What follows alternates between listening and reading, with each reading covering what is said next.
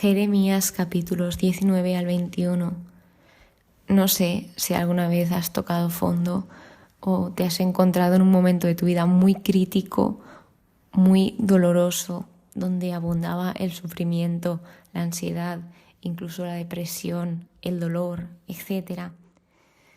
Pues aquí pasa igual. Hasta alguno de los profetas llegó a experimentar este sufrimiento, este dolor, este momento de tocar fondo, porque cuando nos encontramos en este momento no vemos más que oscuridad, todo oscuro, no se ve por ningún lado un rayito de luz, pero sí lo hay, y te lo digo porque yo también en su momento pasé por ahí y Dios me rescató, no dejó que llegase a ese hondo.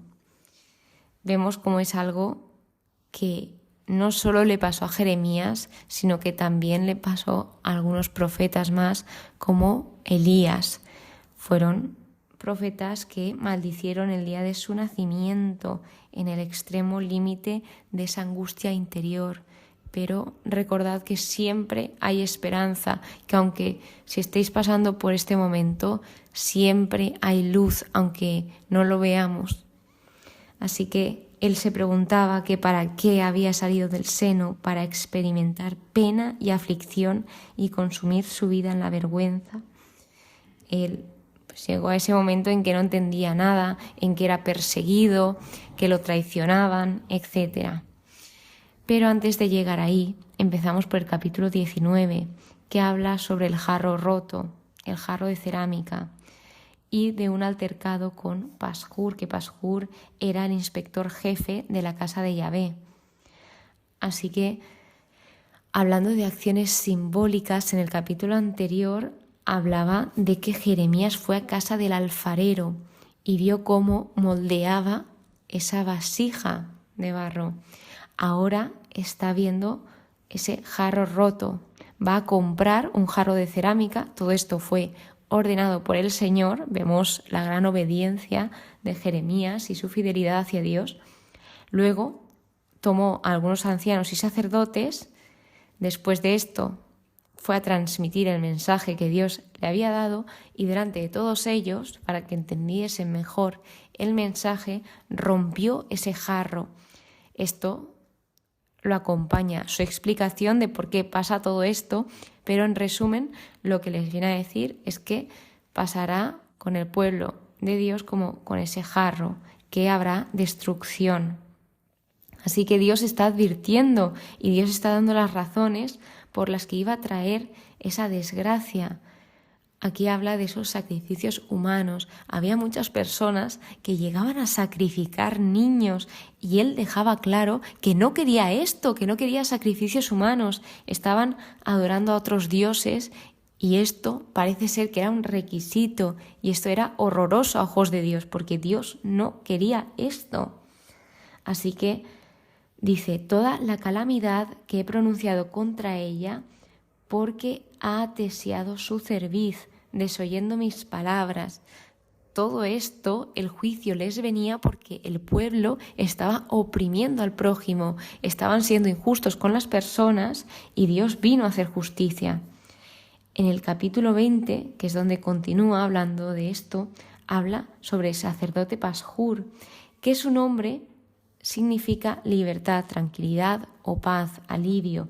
Sin embargo, lo que hace es pegarle una paliza a Jeremías, que según he visto en el estudio es muchísimo más grave lo que le hizo a Jeremías, pero esto solo Dios lo sabe, y lo mandó al calabozo, aunque lo sacó al día siguiente, como haciéndose el misericordioso, el humilde.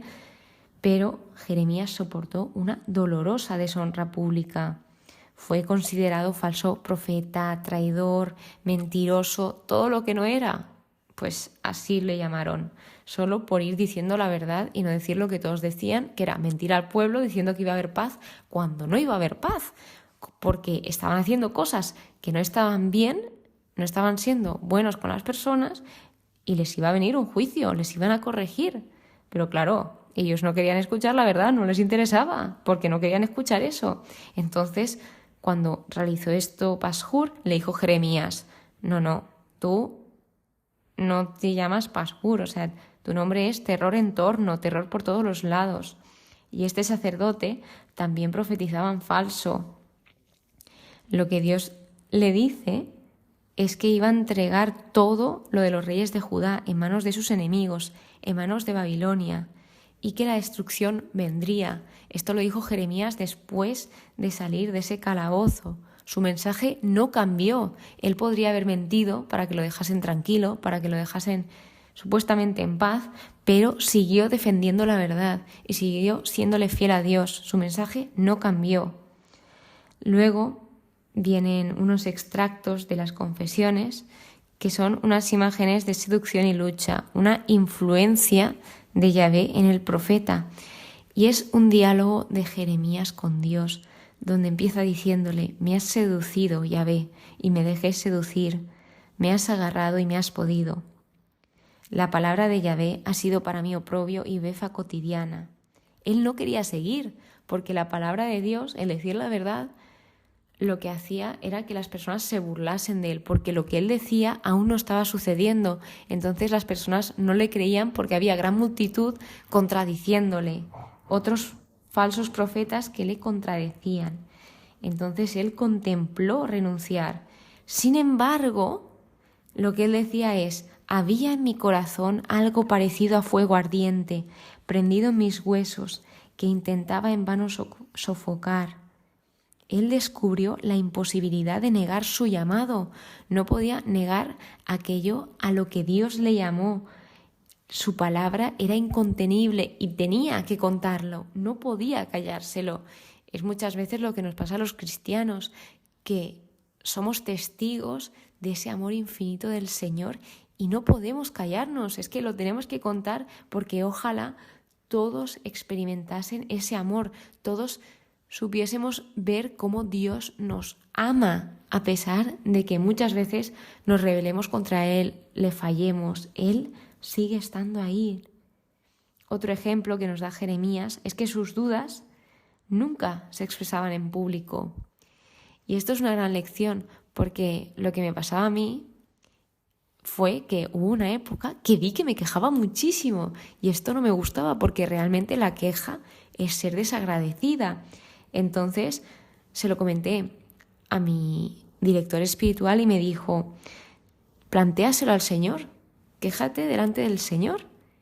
Y es que es verdad, porque tú cuando te quejas delante del Señor realmente te estás desahogando con Dios y no estás perjudicando a los demás, porque quejarte enfrente de los demás pues puede llevar a que también afecte a las otras personas esa queja, aunque no sea de ellos.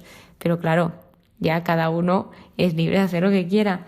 Pero sí que es verdad que, oye, es difícil, pero qué bonito es desahogarse con Dios y qué bonito también es expresarle tus dudas al Señor en privado. Tener esa privacidad y esa relación con el Señor. Todos estaban mirando a ver dónde tropezaba Jeremías para señalarlo y decirle: mira, tal, ¿veis? Este es muy falso, dice mentiras. Estaban viendo a ver cuándo caía. Y Jeremías seguía demostrando esa seguridad, esa confianza en Dios. Pero Yahvé está conmigo como un campeón poderoso. Por eso tropezarán al perseguirme, se avergonzarán de su impotencia, deshonra eterna, inolvidable. Dios se iba haciendo mucho más grande y la miseria de Jeremías se iba haciendo mucho más pequeña, conforme Dios se iba haciendo grande. O sea, Jeremías iba narrando esa grandeza del Señor y reconoce que es el juez de lo justo, que escrutas las entrañas y el corazón. A ti te he encomendado mi causa. Jeremías descansaba en el Señor. Jeremías perseguido, Jeremías agobiado seguramente, y en estos momentos críticos él estaba encomendándose al Señor, dejando todo en sus manos, quitando sus cargas, sus preocupaciones, sus problemas y dejándolo en manos del Señor. Le alaba su poder y acaba con esta expresión de dolor, con estas palabras tan dolorosas, donde él se pregunta que para qué había nacido, porque él le dolía lo que iba a venir, le dolía el juicio, y él a lo que significaba en ese experimentar la pena y aflicción y consumir su vida en la vergüenza, lo que se refería a la vergüenza era a la incapacidad para evitar la catástrofe que amenazaba a su pueblo, porque Jeremías amaba a su pueblo y amaba a su gente y sabía que no estaban haciendo las cosas bien, sabía que necesitaban ese juicio, pero igualmente les dolía.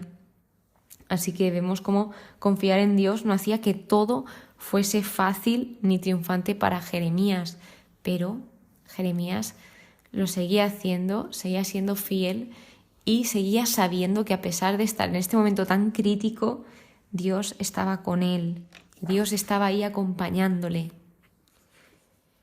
Por último, el capítulo 21, del capítulo 20 al 21 pasan como unos 20 años.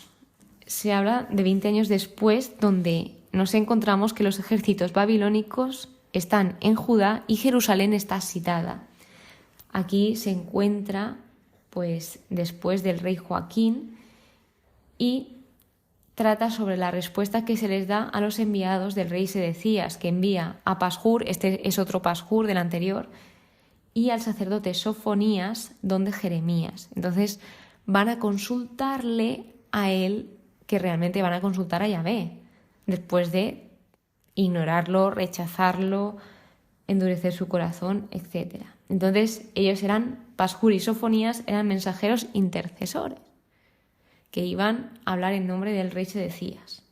Entonces, poco después de esta profecía, los babilonios capturaron a Sedecías porque iban a pedir a ver si se calmaba el juicio, pero no, porque Dios fue justo, hizo justicia con todos. Entonces sí que se les llama a tomar una decisión después de esto al pueblo de Dios, donde se les propone el camino de la vida y el camino de la muerte, y ellos deben elegir por dónde ir, porque si querían vivir, deberían ir al exilio, pero si no querían vivir, iban a ser destruidos quedándose en el pueblo.